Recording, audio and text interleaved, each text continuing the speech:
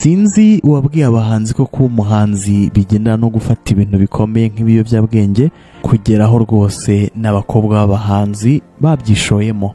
Umuhanzi Ariel Ways ndetse na murumuna we Babo barafunzwe bazira gukoresha ibiyobyabwenge.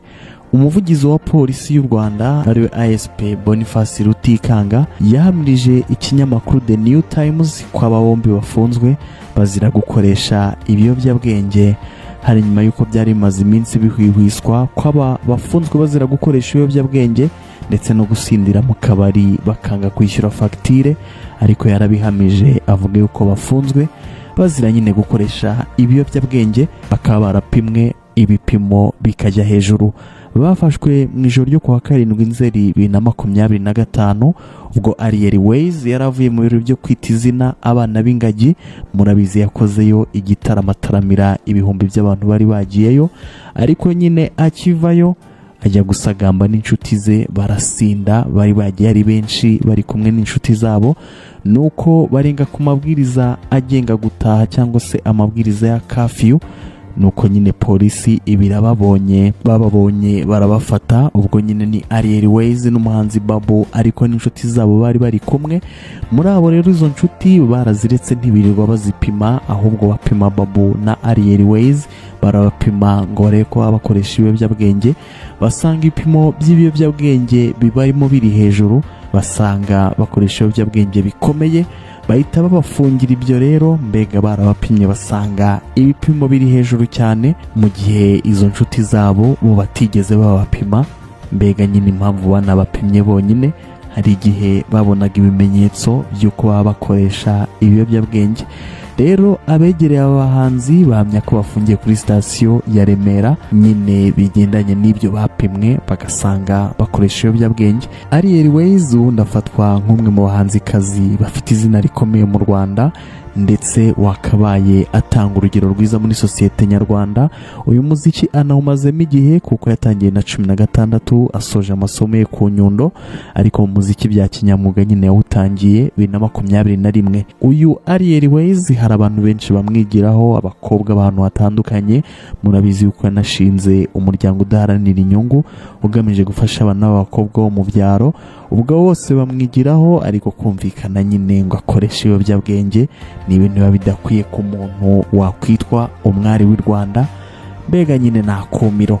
Uyu murumuna we, ariko nubwo ari murumuna we mu myaka, ni umaze igihe kinini mu muziki w'u Rwanda. Uyu Babo yaririmbye kera za Urban Boys zikizamuka, cyagiye Dream Boys na Urban Boy bari bahanganye. Uyu rero Babo ubundi amazina ni Babla Honteta, yamamaye nyine nka Babo, akaba ari umwe mu bamaze igihe mu muziki w'u Rwanda. Rero yafatanywe na Ariel Ways bari basohokanye nawe, nuko nyine bamusangamo ibiyobyabwenge.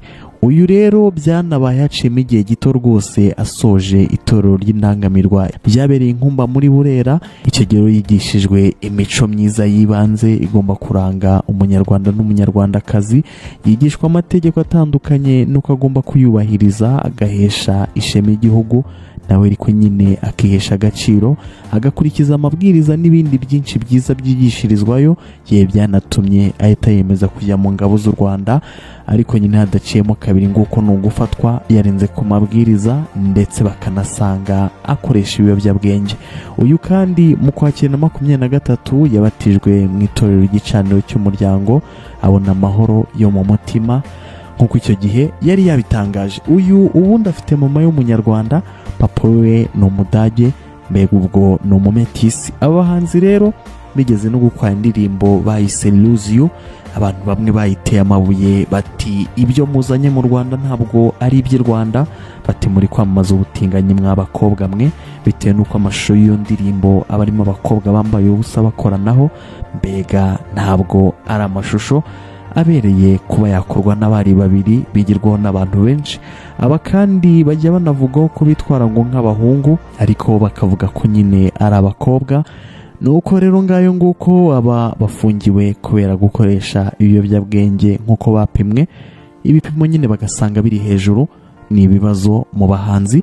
Gusa nyine abahanzi benshi usanga bishora mu bintu by'ibiyobyabwenge cyangwa se n'amayoga n'ibindi byo gusinda, ukibaza niba bifasha mu muziki wabo cyangwa se niba ari bya bindi by'ibigare. usanga nyine umwe ayobya umwe n'undi akayobya undi bikarangira bose bayobye.